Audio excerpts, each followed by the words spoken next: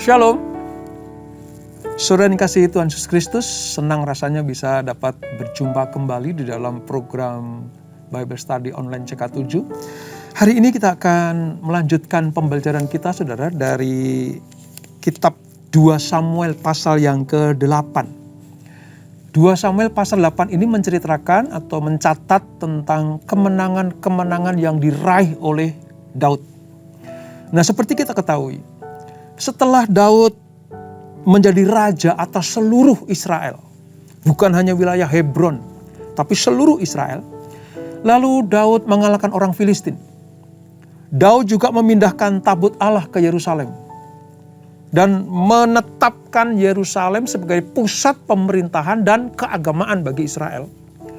Maka pasal 8 ini menceritakan kembali tentang kemenangan-kemenangan yang diraih oleh Daud. Nah, bagi kita mungkin hanya sekedar ingatan saja. Oh, Daud pernah menang lawan ini. Tapi bagi orang Israel ini sangat penting, saudara. Kenapa?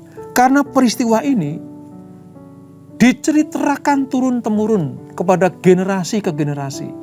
Supaya mengingat bahwa kita pernah punya raja yang luar biasa, namanya Daud. Nah, itu pentingnya bagi orang Israel. Maka masuk ke dalam kanonik Alkitab Perjanjian Lama ini. Nah, kisahnya seperti apa?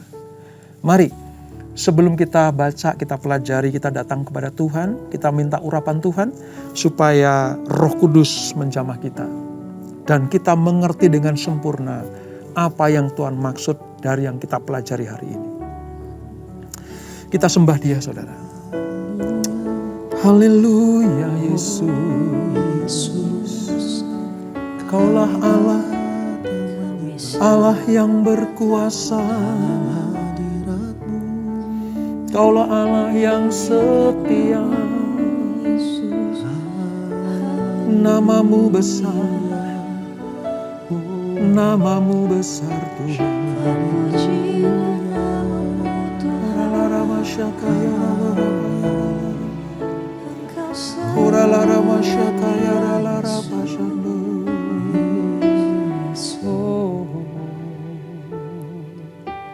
Sekalipun ku berjalan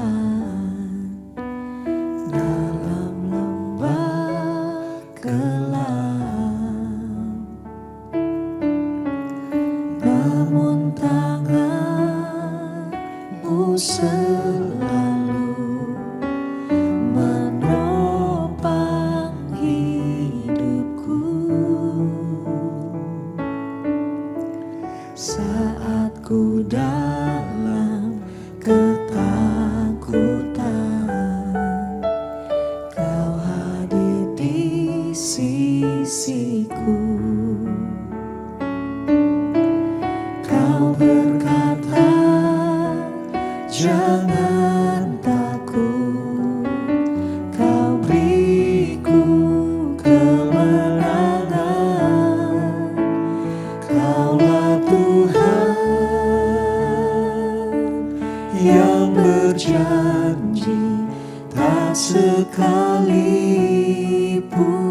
Kau ingkari kesetiaan-Mu sungguh terbukti di sepanjang hidupku. Untuk selamanya ku kan setia melayani, mengasihi-Mu. Tiada Tuhan seperti-Mu, Yesus. Kau Allahku yang setia. Yesus, Yesus. Sekalipun ku berjalan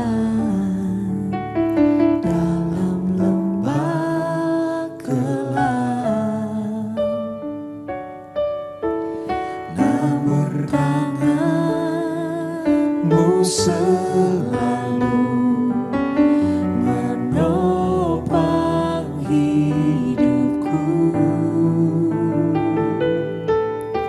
Saat ku dalam ketakutan,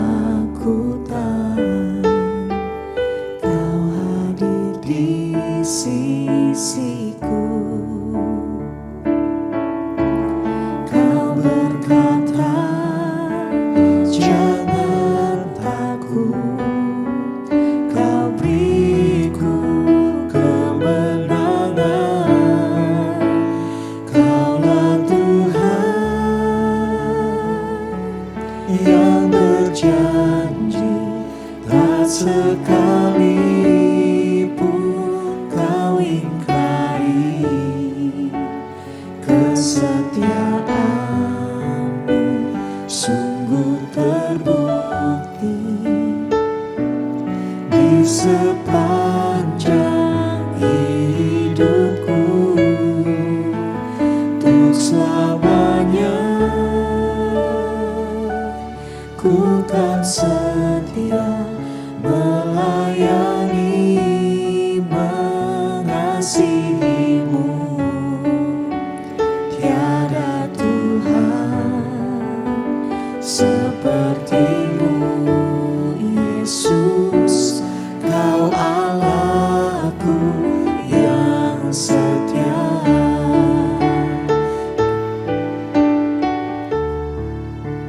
Kaulah Tuhan yang berjanji, tak sekalipun Kau ingkari. Kesetiaan-Mu sungguh terbukti di sepanjang hidupku. Untuk selamanya ku kan setia melayani, mengasihi-Mu.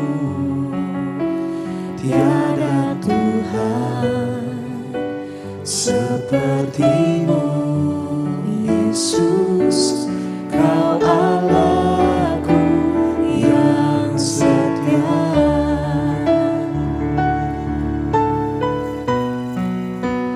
Kaulah Tuhan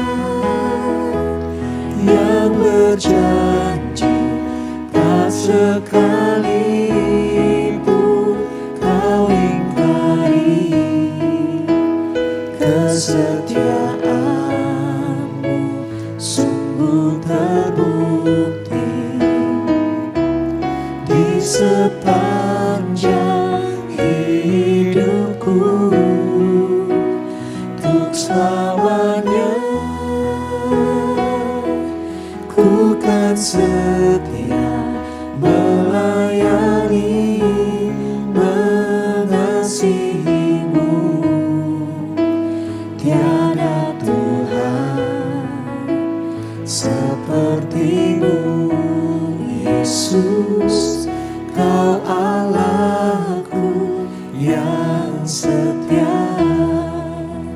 Tiada Tuhan seperti-Mu, Yesus. Kau Allahku yang setia.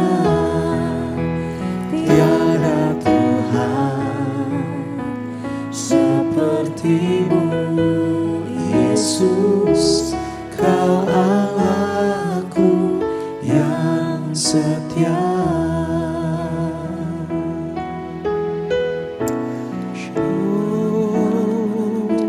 Allah yang setia.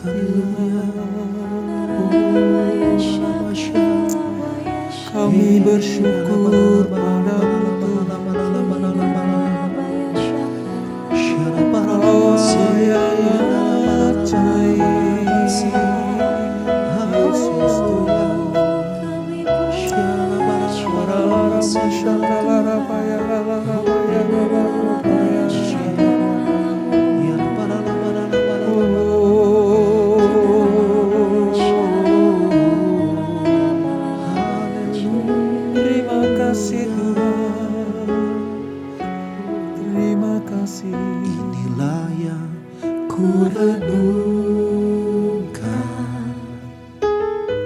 setiap waktu. Nyanyian pujian dan pengagungan kepadamu.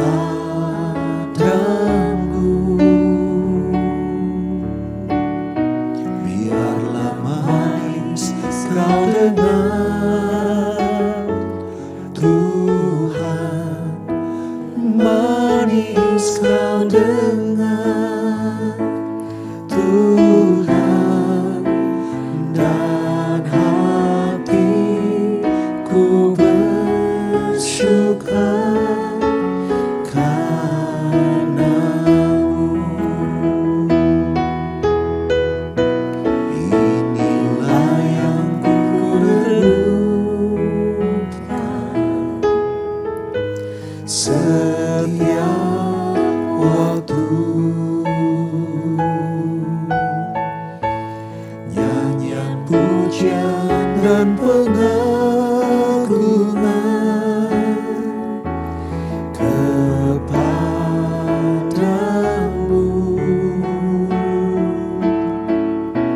Biarlah manis kau dengar, Tuhan, manis kau dengar, Tuhan, dan hatiku bersuka karena-Mu. Dan hatiku bersuka, dan hatiku bersuka, dan hatiku bersuka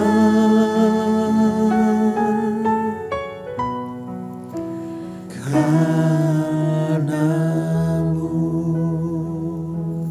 Benar Tuhan, biarlah apa yang kami lakukan, kami perbuat, kami pikirkan, kami ucapkan, semuanya menjadi sebuah pengagungan bagi nama-Mu. Dan itulah hal yang manis Kau dengar. Kami percaya sebab Engkau Allah yang menyertai, mengurapi, memberkati, menolong, menyembuhkan, melimpahkan rahmat-Mu untuk kami semuanya. Oleh sebab itu pujian kami hanya bagi nama-Mu ya Bapa. Terima kasih Tuhan Yesus. Kami akan melanjutkan pembelajaran kami. Biarlah kami mengerti rancangan, rencana, dan kehendak Tuhan dalam hidup kami. Urapi kami Tuhan. Di dalam nama Yesus. Mari yang siap belajar firman Tuhan, sama-sama kita katakan amin. Saudara, kita akan membaca dari 2 Samuel pasal yang ke-8, Perjanjian Lama halaman sekitar 337. Di sini ada perikop yang menyatakan bahwa mencatat tentang peristiwa-peristiwa, kemenangan-kemenangan yang diraih oleh Daud mengalahkan raja-raja atau bangsa-bangsa yang olehnya Daud mendapatkan pengaruh, mendapatkan perluasan wilayah, dan mendapatkan harta benda yang luar biasa banyaknya. Nah, seperti saya katakan tadi bahwa peristiwa ini sungguh-sungguh sangat membanggakan bagi orang Israel. Itulah sebabnya mengapa Daud dijadikan sebagai salah satu bapak bangsa. Selain Abraham, selain Ishak dan Yakub, maka Musa dan Daud dijadikan sebagai sebuah pilar bagi berdirinya bangsa Israel yang luar biasa itu. Nah, kisahnya seperti apa? Mari kita baca ayat 1 sampai dengan ayat yang ke-8 terlebih dahulu. Demikian firman Tuhan. Kemenangan-kemenangan Daud. Sesudah itu, Daud memukul kalah orang Filistin dan menundukkan mereka. Lalu Daud mengambil kendali pemerintahan atas ibu kota dari tangan orang Filistin. Dan ia memukul kalah orang Moab. Lalu sambil menyuruh mereka berbaring di tanah, ia mengukur tempat mereka dengan tali. Diukurnya 2 kali panjang tali itu untuk mematikan, dan 1 tali penuh untuk membiarkan hidup. Maka orang Moab takluk kepada Daud dan harus mempersembahkan upeti. Ini nggak main-main, saudara. Ya, Filistin dan Moab, termasuk juga Bani Amon, itu musuh bebuyutan bangsa Israel. Tetapi pada zaman Daud bisa dikalahkan. Selanjutnya, ayat yang ketiga. Selanjutnya Daud memukul kalah Hadadeser bin Rehob, Raja Zoba, ketika ia pergi memulihkan kekuasaannya pada sungai Efrat. Daud menawan daripadanya 1.700 orang pasukan berkuda dan 20.000 orang pasukan berjalan kaki. Lalu Daud menyuruh memotong urat keting segala kuda kereta, tetapi dengan meninggalkan 100 ekor kuda kereta. Lalu orang Aram dari Damsyik datang menolong Hadadeser, Raja Zoba. Tetapi dari antara orang Aram itu, Daud menewaskan 22.000 orang. Kemudian Daud menempatkan pasukan-pasukan pendudukan di daerah orang Aram dari Damsyik. Orang Aram itu takluk kepada Daud dan harus mempersembahkan upeti. Tuhan memberi kemenangan kepada Daud kemanapun ia pergi berperang. Sesudah itu Daud mengangkut perisai-perisai emas yang dipakai oleh anak buah Hadadeser, lalu membawanya ke Yerusalem. Dan dari Betah dan dari Berotai, yaitu kota-kotanya Hadadeser, Raja Daud mengangkut amat banyak tembaga. Nah, ini beberapa kerajaan dan rajanya yang diceritakan di pasal ini, saudara. Tadi orang Filistin, ya, orang Amon, lalu orang Aram sendiri, saudara. Itu kalau sekarang itu wilayah Damsyik atau wilayah Syria, saudara. Daud memperluas wilayah tahlukannya. Ini dicatat di dalam sebuah peristiwa supaya menjadi kenang-kenangan bagi bangsa Israel. Pelajaran bagi bangsa Israel bahwa Daud, pahlawan perang mereka, mampu mengalahkan raja-raja yang selama ini sulit ditaklukkan, sulit dikalahkan. Tapi Daud mampu melakukannya. Mengapa, saudara? Kemenangan-kemenangan Daud ini bukan tanpa sebab. Kemenangan-kemenangan yang diraih oleh Daud karena Daud hidupnya menyenangkan hati Tuhan. Bagaimana dia membuat sebuah ketetapan bahwa ada tabut Allah di Yerusalem. Belum lagi, Daud selalu mengucap syukur kepada Tuhan atas semua peristiwa. Ditambah lagi, ketika Daud melakukan kesalahan-kesalahan, dia segera bertobat, meninggalkan jalan-jalan yang jahat, dan berbalik kepada Tuhan. Itulah sebabnya kita tidak heran kalau Allah memberikan kemenangan demi kemenangan kepada Daud yang sangat dikasihi Tuhan itu. Kita bisa melihat tadi, ya, bagaimana raja yang sulit dikalahkan, kerajaan yang menyulitkan bagi orang Israel, takluk kepada Daud, yaitu orang Filistin. Belum lagi orang Aram, orang Edom, bahkan orang Amalek sekalipun, itu juga takluk kepada Daud. Daud betul-betul dijadikan sebagai sebuah pahlawan bagi orang Israel. Nah, kalau kita pelajari, saudara, selama pemimpin atau rajanya takut akan Tuhan, maka sejahteralah rakyatnya. Ini sebuah pola di mana kerajaan Israel, kalau rajanya takut akan Tuhan, mengutamakan Tuhan dalam setiap keputusan-keputusannya, berbuat benar dan baik di mata Tuhan, melakukan semua perintah-perintah Tuhan, maka sejahteralah rakyatnya. Jadi pada zaman raja-raja di Israel, jika rajanya bertindak benar di mata Tuhan, maka kesejahteraan itu, keamanan, perlindungan, damai itu ada di dalam kerajaan itu, saudara. Termasuk pada peristiwa di mana Daud mengutamakan Tuhan. Maka sekuat apapun musuh, sehebat apapun lawan, Jika Daud bersama dengan Tuhan, Daud akan mengalami kemenangan demi kemenangan. Dan dicatat di dalam riwayat atau sejarah bangsa Israel. Menarik juga saudara bahwa kekayaan raja-raja yang ditaklukkan itu mengalir ke Israel. Jarahan-jarahan. Bahkan tadi dikatakan ya, ada baju-baju perang, perisai-perisai emas. Itu dibawa ke Yerusalem. Dan memang itu sudah lumrah pada zaman itu. Semua jarahan atas raja yang ditaklukkan itu dibawa kepada raja yang menang. Dan Daud melakukannya. Kisah heroik Daud ini saudara, ini menjadi sebuah pertanda atau menjadi sebuah peringatan bagi bangsa Israel. Kalau engkau hidup benar, takut akan Tuhan, maka berkat, kemenangan, perlindungan akan diberikan kepada bangsa itu. Dan nama Daud betul-betul ditinggikan oleh Tuhan. Seperti janjinya. Janji Allah kepada Daud. Kalau engkau setia melakukan kehendakku, kalau engkau mengikuti jalan-jalanku, maka aku akan mengokohkan kerajaanmu. Aku akan menyertai engkau kemanapun engkau pergi berperang.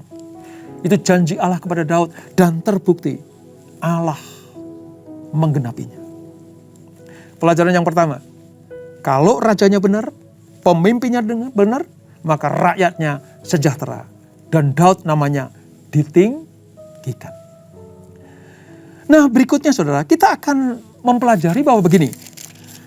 Ada raja-raja juga sebenarnya takluk sebelum berperang. Demi mendengar Filistin dikalahkan Daud. Ketika mengetahui bahwa orang Aram, orang Amon, orang Damsyik, ya Raja Moab itu takluk kepada Daud. Maka ada raja-raja juga sudah mulai takut kepada Daud. Bahasa sekarang itu udah ngeper sama Daud, sama orang Israel. Sehingga apa? Dia tidak berperang kepada Daud, tetapi menjalin hubungan dengan Daud. Mari kita lihat saudara, di ayat 9 sampai dengan ayat yang ke-14. Saya akan bacakan ya. Ketika didengar Tou, Raja Hamat, bahwa Daud telah memukul kalah seluruh tentara Hadadeser, maka Tou mengutus Yoram anaknya kepada Raja Daud untuk menyampaikan salam dan mengucapkan selamat kepadanya karena ia telah berperang melawan Hadadeser dan memukul dia kalah. Sebab Hadadeser sering memerangi Tou dan Yoram membawa barang-barang perak, emas dan tembaga. Jadi akibat dari kemenangan yang diraih oleh Daud itu berdampak bukan hanya bagi orang Israel. Tetapi ternyata raja-raja yang dikalahkan oleh Daud itu pernah menyerang raja-raja yang lain. Raja yang lain itu tidak bisa mengalahkan orang Filistin. Tidak bisa mengalahkan orang Edom. Tidak bisa mengalahkan orang Aram. Daud yang mengalahkan. Maka akibat dari itu raja tadi, Tou tadi, Raja Hamat tadi datang kepada Daud. Memberikan apa? Harta benda. Harta benda. Tadi dikatakan saudara, dia memberikan apa? Perak, emas, dan tembaga. Pada zaman itu, benda-benda seperti ini saudara, itu berharga sekali. Berharga sekali. Itu lambang kejayaan. Ya. Lambang keagungan. Lambang kemakmuran. Lambang keberhasilan. Daud diakui bukan hanya dari orang Israel, tetapi orang non-Israel pun mengakui bahwa Daud memang luar biasa. Saudara bisa lihat itu. Ya, tokoh yang kita pelajari ini itu luar biasa. Ayat 11. Juga barang-barang ini dikhususkan Raja Daud bagi Tuhan. Bersama-sama perak dan emas yang berasal dari segala bangsa yang ditaklukkannya. Yakni perak dan emas dari orang Aram, dari orang Moab, dari Bani Amon, dari orang Filistin, dan orang Amalek. Dan dari jarahan yang dirampas dari Hadadeser bin Rehob Raja Soba. Wow, sebuah tindakan yang terpuji dari Daud Dan saya yakin itu menyenangkan hati Tuhan. Kenapa? Karena ternyata hasil jarahan, hasil upeti yang diterima oleh Daud terhadap raja yang takluk kepadanya bukan dinikmati sendiri oleh Daud. Ternyata itu dipersembahkan, dikhususkan. Kata dikhususkan Raja Daud barang-barang itu kepada Tuhan, artinya Daud mengakui bahwa kemenangannya, keberhasilannya mengalahkan musuh, pencapaian sampai dia ke puncak raja itu, semuanya karena Tuhan. Pada posisi ini saudara, Daud betul-betul menyenangkan hati Tuhan. Bukan hanya sekedar jadi pahlawan bagi orang Israel. Bukan hanya sekedar memperluas pengaruh bagi bangsa-bangsa lain. Bukan hanya membesarkan negara Israel. Tetapi yang Daud lakukan adalah tetap mempermuliakan nama Tuhan. Luar biasa. Ayat 13. Demikianlah Daud mendapat nama. Alkitab mencatat Daud mendapat nama. Itu artinya namanya dibesarkan, diagungkan, ya, ditenarkan. Bukan hanya di wilayah Israel tapi juga kepada bangsa-bangsa. Dan ketika ia pulang, ia menewaskan 18.000 orang Edom di lembah Asin. Orang Edom di lembah Asin itu sangat ditakuti, saudara. Tapi mampu ditaklukkannya. Bahkan 18.000 orang mati terbunuh di tangan Daud. Ayat 14. Lalu ia menempatkan pasukan-pasukan pendudukan di Edom. Di seluruh Edom ditempatkannya pasukan-pasukan pendudukan. Sehingga seluruh Edom diperbudak oleh Daud. Tuhan memberi kemenangan kepada Daud kemanapun ia pergi berperang. Saudara, kalau saudara tahu ya, bahwa orang Israel itu sangat mengagung-agungkan Daud.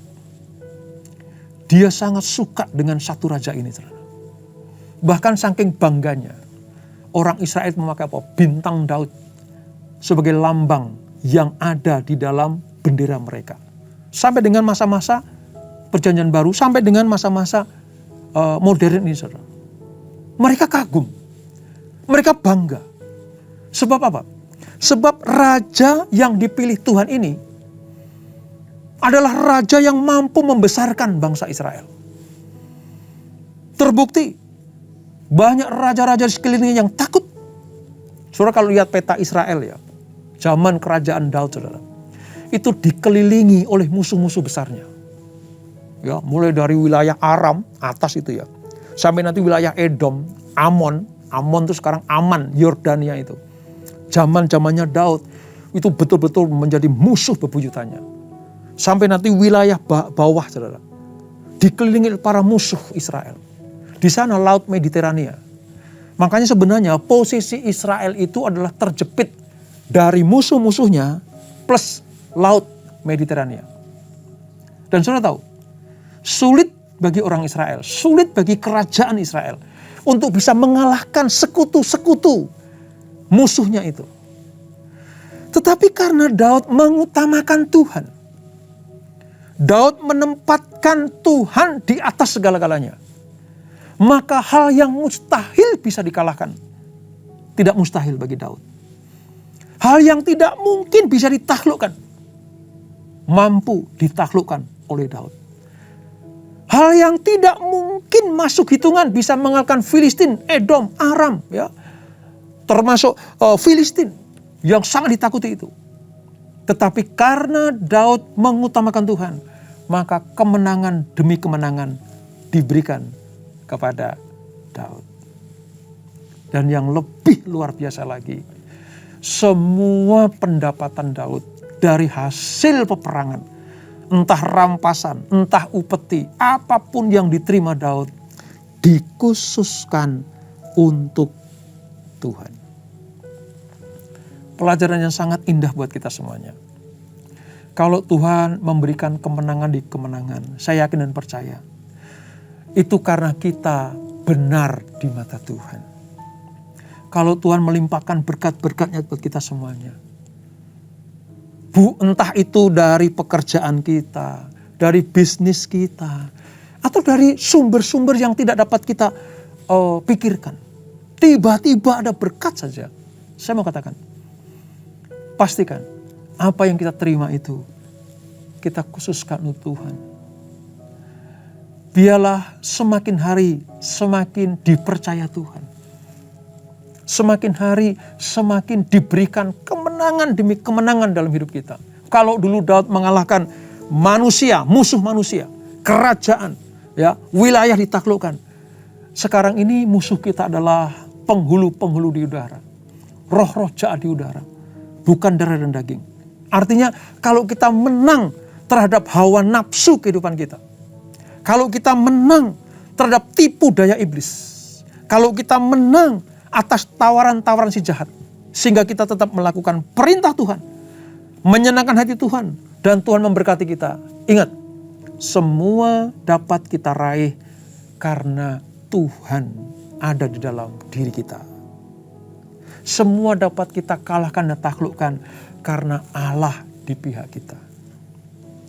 Jika berhasil, jika diberkati, jika beruntung, jika mendapatkan berkat-berkat, baik jasmani maupun rohani, khususkan untuk Tuhan. Supaya apa? Supaya kedepannya Allah tetap memelihara kita. Kebanggaan bagi Israel memiliki Daud sebagai rajanya, sebagai pemimpinnya, karena takut akan Tuhan. Demikianlah para pemimpin, para imam-imam di dalam keluarga. Kalau takut akan Tuhan, maka rakyatnya, domba-dombanya, anggota keluarganya pasti bangga diberkati Tuhan. Dan itulah 2 Samuel pasal yang ke-8 tentang kesuksesan Daud di dalam mengalahkan musuh-musuhnya. Kita tundukkan kepala. Bapak, terima kasih untuk pelajaran pada hari ini. Engkau memperlihatkan kepada kami bagaimana Tuhan berperkara luar biasa kepada Daud. Dikatakan, kemanapun Daud pergi berperang, kemenangan demi kemenangan dapat diraihnya. Namanya semakin dikenal, semakin ditakuti, membuat para musuh gemetar.